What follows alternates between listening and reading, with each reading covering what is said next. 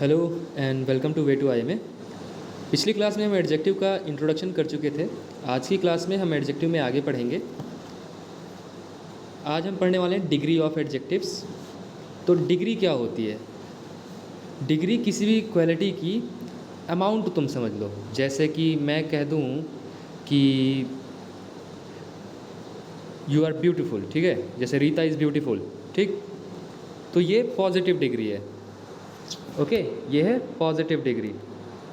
लेकिन अगर मैं रीता को कंपेयर करने लगूं कि Rita is more beautiful than Sita, तो भाई क्या हो जाएगा, वो कंपैरेटिव डिग्री हो जाएगी।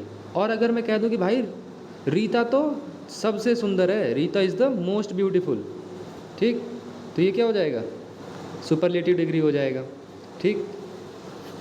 अब जैसे कि कोई ब्रेव होता है तो कोई उससे भी ज़्यादा ब्रेव होता है, कोई सबसे ज़्यादा ब्रेव होता है, तो ये होती है डिग्री। तो एक तो होता है पॉजिटिव डिग्री, जिसमें कि हम सिर्फ और सिर्फ एक ही पर्सन की बात कर रहे होते हैं, एक ही पर्सन की किसी क्वालिटी के बारे में कह रहे होते हैं। दूसरा होता है कंपेरेटिव डिग्री।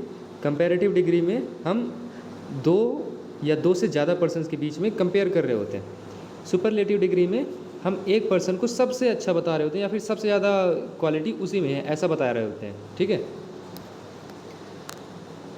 आमतौर पे ई आर जोड़ देने पर पॉजिटिव डिग्री में उसका कंपैरेटिव फॉर्म बन जाता है, कंपैरेटिव डिग्री बन जाती है। और अगर हम ई एस टी लगा दें तो वो बन जाता है सुपरलेटिव, ठीक है। ये देखो यहाँ पर, अब सपोज़ करो आपने यहाँ पे स्ट्रॉन्ग का आपने कंपैरेटिव बनाया स्ट्रॉन्गर ई आर लगा के, राइट। तो इस केस में ना आप दो पर्सन्स के बीच में एक ही क्वालिटी का कंपैरिजन करोगे, Ram is stronger than Mohan, ठीक है। और सपोज़ करो अगर आपको एक ही पर्सन में दो अलग अलग क्वालिटीज़ का यहाँ पे कंपैरिजन करना हो कि एक ही पर्सन में एक क्वालिटी के मुकाबले दूसरी क्वालिटी ज़्यादा है या कम है, तो उस केस में आपको यहाँ पे ई आर लगा करके नहीं उसका कंपैरेटिव बनाना है, मोर लगा करके बनाना है, ठीक है। जैसे कि यहाँ पे लिखा हुआ है Ram is stronger than Mohan, तो ये ठीक है। हम यहाँ पे स्ट्रेंथ की यहाँ पे कंपैरिजन कर रहे हैं बिटवीन राम एंड मोहन, तो राम ज़्यादा है स्ट्रॉन्गर, तो Ram is stronger than Mohan, ये ठीक है। लेकिन अगर मैं राम की ही किसी एक दो क्वालिटी की बात कर रहा होता, जैसे कि उसका विजडम और स्ट्रेंथ, तो Ram is more wise than strong, यानी राम जितना स्ट्रॉन्ग है उससे कहीं ज़्यादा वाइज है, ओके। इस सेंस में हमेशा यूज़ करना। आप ऐसे नहीं लगा सकते कि Ankita is taller than beautiful, ये गलत हो जाएगा। अगर आप टॉलर लगा रहे हैं तो यहाँ पे कोई दूसरा यहाँ पे पर्सन आना चाहिए, अंकिता की ये क्वालिटी नहीं आनी चाहिए। इसको सही करके क्या बनाएंगे, Ankita is more tall than beautiful, ठीक। अब use of little, a little, the little, ये पहली बात तो अनकाउंटेबल नाउन्स के लिए यूज़ किया जाता है। अनकाउंटेबल नाउन्स कैसे, जिनको हम गिनतियों में नहीं गिनते हैं। जैसे कि पानी को ले लो, आप पानी कभी ये पूछ के लेते हो क्या कि एक पानी चाहिए, दो पानी चाहिए, या फिर आपने मान लो गेहूँ लिया तो आप कभी ये कहते हो एक गेहूँ दे दो, दो गेहूँ दे दो, नहीं ना, आपको वहाँ पे यूनिट्स की ज़रूरत पड़ती है, ओके। तो जितने भी अनकाउंटेबल नाउन्स हैं उनके लिए आपको little, a little, the little, इन सब का यूज़ करना है। और ये सिर्फ और सिर्फ अमाउंट या वॉल्यूम ही शो करती हैं, नंबर नहीं। लिटिल का मतलब होता है ऑलमोस्ट नथिंग, ना के बराबर, की मतलब है ही नहीं बिल्कुल, ये समझ लो। अ लिटिल का मतलब इतना है कि आपका काम चल जाए, थोड़ा बहुत है, ठीक। द लिटिल का मतलब जितना भी है उतना। अभी अगर एग्जांपल में देखना चाहें तो ये जैसे गिलास है, तो गिलास में मैं कह दूँ कि भाई इतना पानी भरा हुआ है और तुम मुझसे पानी मांग लो, तो मैं कह दूँ there is little water in the glass, तो ये क्या है, ना के बराबर पानी है गिलास में, पीना चाहो पी लो, आपका काम तो नहीं बनेगा। तो जब इस हिसाब से हो कि बस इग्नोर कर देने लायक क्वांटिटी हो, अमाउंट हो, तो उस केस में हम सिर्फ लिटिल का यूज़ करते हैं एज एन एडजेक्टिव, ठीक है। और अगर वहाँ पर इनफ क्वांटिटी में हो अमाउंट, जैसे कि मान लो इतना मैंने वाटर तुमको दे दिया, इतने में तुम्हारी प्यास बुझ जाएगी, ठीक है, तो मैं क्या कहूँगा, there is a little water in the glass, you can drink it. तो यहाँ पे अ लिटिल जब मैंने यूज़ किया तो इसका मतलब है थोड़ा बहुत है, आपका काम चल जाएगा। इस हिसाब से जब एडजेक्टिव लगाना हो तो आपको अ लिटिल लगाना होता है, ठीक। और द लिटिल का मतलब क्या होता है, जितना भी है। मैं कह दूँ भाई ये रहा इतना पानी, और तुम कह दो give me the little water that is in the glass, ठीक। तो यहाँ पे द लिटिल वाटर या फिर द लिटिल का मतलब समझ आ गया, जितना भी अमाउंट वहाँ पे अवेलेबल है उतना। फिर few, a few, the few का भी यही केस है, बस यहाँ पे जब पहले हम अमाउंट की बात कर रहे थे, यहाँ पे हम नंबर्स की बात करेंगे। ठीक, नंबर्स में जैसे कि मैं कह दूँ 1 पेन 2 पेन, ठीक है, 1 आदमी 2 आदमी 3 आदमी 10 आदमी। तो काउंटेबल नाउन्स के लिए यूज़ किया जाता है, नाउन्स के नंबर बताने के लिए यूज़ किया जाता है। फ्यू मतलब कि ऑलमोस्ट नथिंग, पिछले जैसे ही, इतना कि जो है इग्नोर कर दें या फिर उनको माने कि है ही नहीं। ठीक है, फ्यू मतलब ऐसा। अ फ्यू मतलब कि थोड़ा बहुत इतना है कि हमारा भी काम चल जाए। द फ्यू मतलब जितने भी हैं। There are few soldiers left at the post, कि अभी हमारी जो पोस्ट है उस पर कुछ सोल्जर्स ही बचे हैं, लगभग ना के बराबर। जब हम फ्यू सोल्जर्स बोलते हैं ना, फ्यू सोल्जर्स होना चाहिए था, ओके, प्लूरल लगेगा फ्यू के बाद में। There are a few soldiers left at the post, तो यहाँ पे क्या है कि थोड़े बहुत सोल्जर्स बचे हुए हैं अभी भी पोस्ट पर, तो ये एक पॉजिटिव इंडिकेशन देता है। Okay, the few soldiers that we had at the post won the battle, जितने भी सोल्जर्स थे हमारी पोस्ट पर उन्होंने बैटल जीत ली है। ओके, आगे चलते हैं।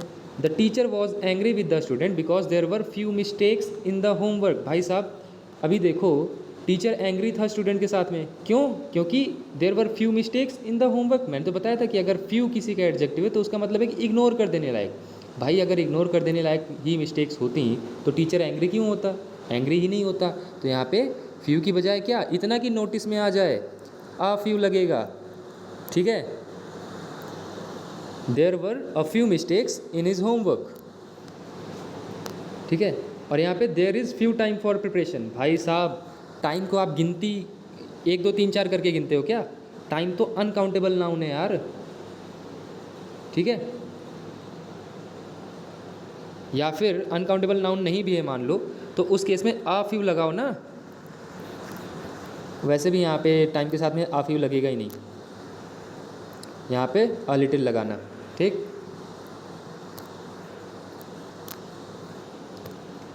Teaching in this school would certainly improve if it had less boys in all the higher classes. बताओ भाई इसमें क्या मिस्टेक है, बता सकता है कोई?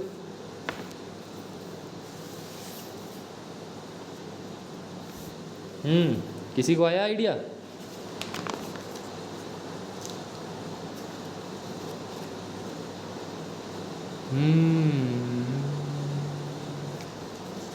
भाई साहब ये लेस देख रहे हो आप, लेस क्या होता है?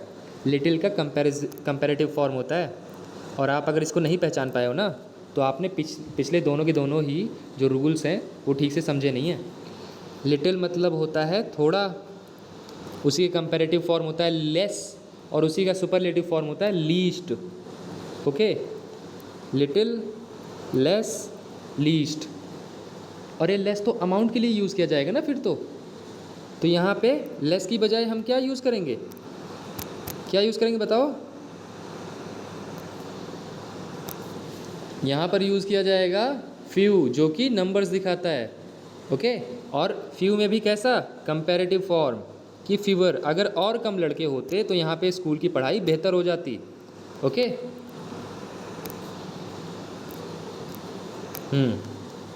अब फॉर्मर एंड लेटर। फॉर्मर मतलब होता है पहले के, ठीक है, और लेटर मतलब होता है बाद के, बाद वाला ही। तो ये पोजीशन या ऑर्डर बताने में होता है। जैसे कि सपोज़ करो कि हमारे first prime minister, okay, second prime minister, ये दोनों लोग हैं, तो अगर मैं कह दूं the former prime minister was good, और यहाँ पे the latter prime minister is even better.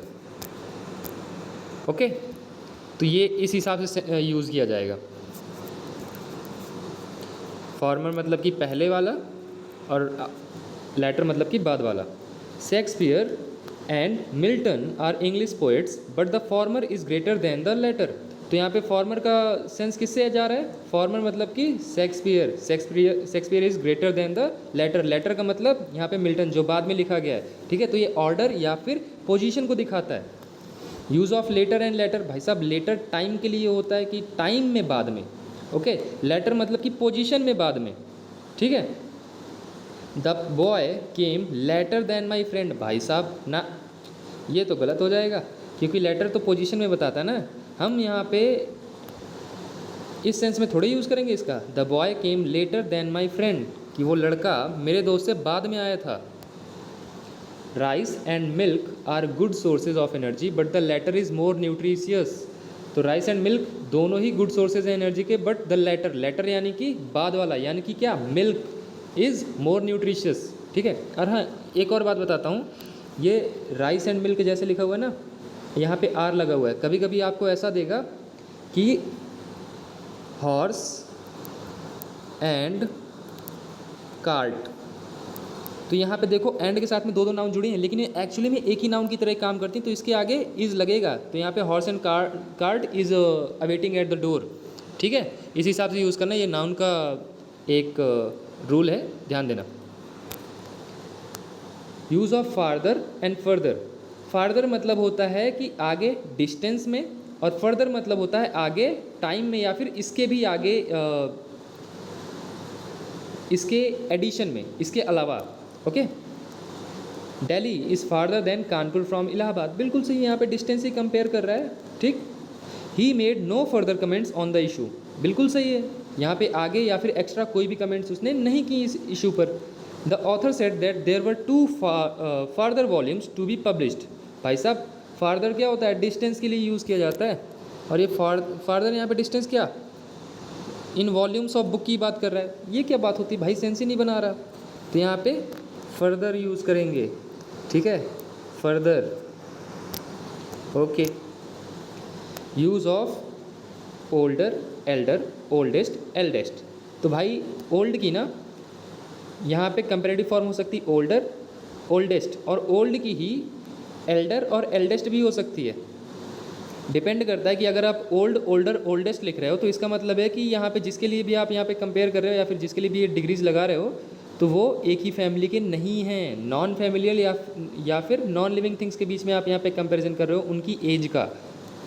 और ओल्ड, एल्डर, एल्डेस्ट में आप यूज़ करते हो जब ये लोग एक ही फैमिली से आते हैं लिविंग थिंग्स के लिए। जैसे कि this is the oldest temple in Varanasi, सही है, नॉन लिविंग थिंग है, लेकिन यहाँ पे एल्डेस्ट टेम्पल लिख देते तो गलत हो जाता। हालांकि ये तो मुझे लगता है कि आप लोगों को पता होगा। This city is older then all other cities. तो ये सिटी किसी भी और शहर से ज़्यादा पुराना है।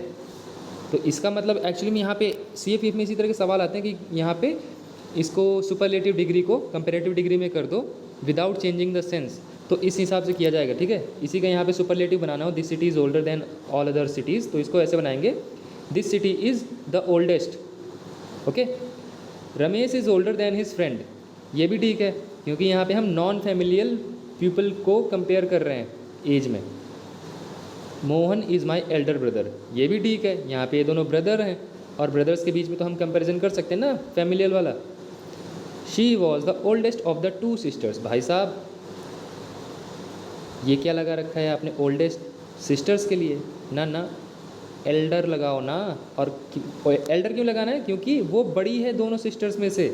ठीक, दो लोगों के बीच में तो हम यहाँ पे कंपेयर करने पर कंपेरेटिव फॉर्म ही लगाएंगे ना। When comparing the difference between the ages of 2 family members, we must use older instead of elder. My sister is elder than I by 5 years. ध्यान दो, मैंने अभी तुम्हें क्या बताया कि अगर एक ही फैमिली के 2 मेंबर्स हैं तो आपको एल्डर यूज़ करना है, लेकिन अगर वहाँ पे एक ही फैमिली के 2 मेंबर्स में एज का डिफरेंस बताने लगे क्लियरली कि 5 साल बड़ा है, 6 दिन बड़ा है, 7 महीने बड़ा है, तो उस हिसाब से आपको एल्डर की बजाय ओल्डर यूज़ करना है। My sister is older than I by 5 years। भाई साहब, एक और बात बताता हूँ, यहाँ पे मी क्यों नहीं आया, आई क्यों आया यहाँ पे? क्योंकि हम यहाँ पे क्या कंपेयर कर रहे हैं, एज कंपेयर कर रहे हैं भाई साहब। तो इसलिए यहाँ पे माई सिस्टर यहाँ पे सब्जेक्टिव केस में आया, तो ये जो प्रोनाउन है ये भी सब्जेक्टिव केस में ही लगाएंगे। My sister is older than I. इसी तरह से और भी बहुत सारे सेंटेंसेज होते हैं जिसमें कि अगर इधर, जैसे कि मैं लिख देता हूँ, Ram runs faster than I, तो ये सेंटेंस बिल्कुल सही है। यहाँ पे Ram runs faster than me नहीं आएगा। क्यों? क्योंकि हम यहाँ पे क्या रनिंग की बात कर रहे हैं, ठीक है, कि रनिंग ज़्यादा तेज़ करता है राम। राम मुझसे तेज़ नहीं है, राम रनिंग मुझसे तेज़ करता है। तो भाई साहब आई भी रन के लिए ही यहाँ पे, एक्चुअली रन यहाँ पे आई का छुपा हुआ है, बट फिर भी हम यहाँ पे इसको नॉमिनेटिव केस में यूज़ करेंगे, ठीक है। Use of much and very. Much को भाई साहब अमाउंट के लिए यूज़ किया जाता है ना, और वेरी को बताइए। Very is use to show the excess of and adjective adverb with positive degree of the same. किसी चीज़ की एक्सेस दिखाने के लिए कि बहुत ज़्यादा है भाई साहब, बहुत ज़्यादा, या फिर एडजेक्टिव और एडवर्ब की पॉजिटिव डिग्री के साथ में भी वहाँ पे उसको यूज़ किया जा सकता है। While much is use to show a larger difference in front of comparative degree. तो ये देखो यहाँ पे जब हम वेरी यूज़ करते हैं तो पॉजिटिव डिग्री यूज़ करते हैं, जैसे कि you are a very good person, okay. और जब हमको बहुत बड़ा यहाँ पे कंपेरेटिव डिग्री में डिफरेंस दिखाना हो तो हम यहाँ पे मच यूज़ करते हैं। तो यहाँ पे मैं कह सकता हूँ you are much better person than I am, okay. You are much better person than I, इतना भी रख दोगे तो चलेगा। Very is not use before comparative degree of an adjective. The boy is very intelligent, बिल्कुल सही। देखो ये पॉजिटिव डिग्री के ठीक पहले वेरी आया है, कोई दिक्कत नहीं है। Rajiv is very stronger than Mohan. भाई साहब वेरी के जस्ट बाद यहाँ पे कंपेरेटिव डिग्री क्या कर रही है ना, बहुत गलत है। Rajiv is much stronger than Mohan. Rajiv Mohan से कहीं ज़्यादा स्ट्रॉन्ग है। The herbal potion is very better for the, एक मिनट, ये वेरी बिटर लिख गया है, बेटर लिख गया है, ये बिटर लिख लो इसको यहाँ पे, ठीक है। बिटर मतलब कि कड़वा। The herbal potion is very bitter for the child to consume. तो ये बिटर तो भाई साहब कंपेरेटिव फॉर्म है। कंपेरेटिव फॉर्म के पहले वेरी क्या कर रहा है, हटाओ इसको। वेरी को हटा करके क्या करेंगे, यहाँ पे मच लगा देंगे। The herbal potion is much bitter for the child to consume, कि जो हर्बल पोशन आपने बनाया है वो चाइल्ड के यूज़ करने के लिए या कंज्यूम करने के लिए बहुत ज़्यादा ही बिटर है, कड़वा है। He runs more faster than I, बहुत गलत है। यहाँ पे भी आप कंपेरेटिव फॉर्म यूज़ कर रहे हो, यहाँ पे भी कंपेरेटिव फॉर्म यूज़ कर रहे हो, बिल्कुल गलत हो जाएगा पूरी तरह से। कभी भी आपको इस तरह से लगातार दो एक ही तरह के वर्ड्स यूज़ ही नहीं करने। He runs faster than I, ये सही है। He runs much faster than I, ये भी सही है। He runs much faster than I.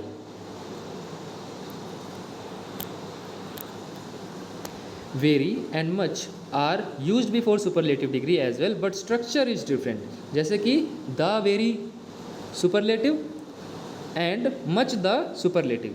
This is the very best wine I have tested in my life, ठीक है। तो यहाँ पे ध्यान दो, द वेरी, यहाँ पे द वेरी बेस्ट, तो द वेरी सुपरलेटिव। और मच वाले के केस में देखो, much the superlative, the very best, much the best, दोनों में बस स्ट्रक्चर का डिफरेंस है, बाकी यहाँ पे मीनिंग एक ही है। He is much the best student in our class, okay. Use of first and foremost, तो भाई साहब फर्स्ट होता है ऑर्डर में पहला, ठीक है। फोरमोस्ट मतलब कि सबसे ज़्यादा important. Netaji Subhash Chandra Bose was the foremost leader of the country, he was the most important leader of the country, सही है। Mangal Pandey was the first revolutionary who revolted against the British rule. अब फीवर और लेस, फीवर मतलब होता है कि कम लोग या फिर कम चीज़ें, okay, in numbers.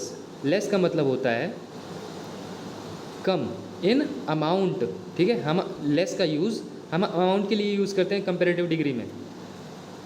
There were less students in the class yesterday so the teacher did not teach them yesterday. भाई साहब लेस, भाई लेस तो हम अमाउंट के लिए यूज़ करते हैं ना, ये यहाँ क्या कर रहा है, इसको हम चेंज करके क्या करेंगे, नंबर दिखाने वाला कोई वर्ड यूज़ करेंगे जो कि होता है फीवर।